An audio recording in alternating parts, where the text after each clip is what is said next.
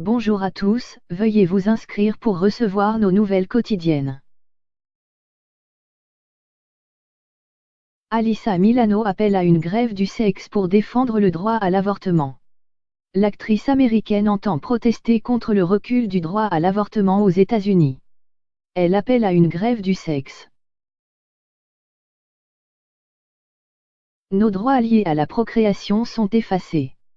Si le choix nous est refusé, qu'il en soit de même pour vous, l'actrice américaine Alyssa Milano, révélée par la série Madame est servie dans les années 80, est très engagée dans la défense du droit des femmes et notamment le droit à l'avortement. Elle a ainsi publié sur son compte Instagram un message appelant les femmes à défendre leur droit de choisir.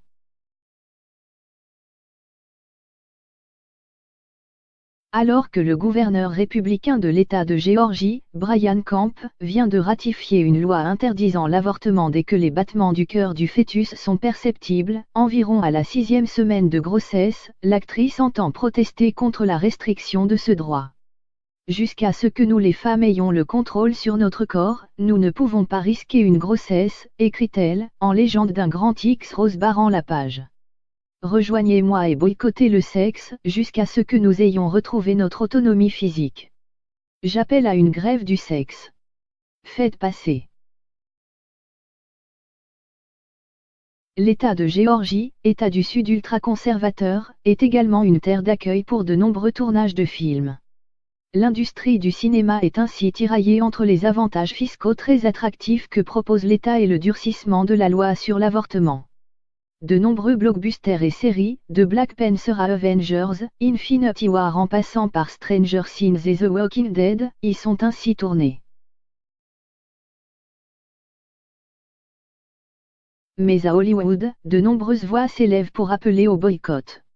Alec Baldwin, Doshi Idol, Ben Stiller, Mia Farrow, Amy Schumer et plusieurs dizaines d'acteurs américains ont déjà menacé en mars dernier de boycotter les tournages en Géorgie. Alyssa Milano y tourne actuellement la série Insatiable, qu'elle est contractuellement tenue de terminer. Je ferai tout ce qui est en mon pouvoir pour que le plus grand nombre de productions possibles quitte cet État qui continue à promouvoir une politique oppressive et néfaste, contraire à tout ce que l'industrie du divertissement défend, a-t-elle déclaré au site BuzzFeed News.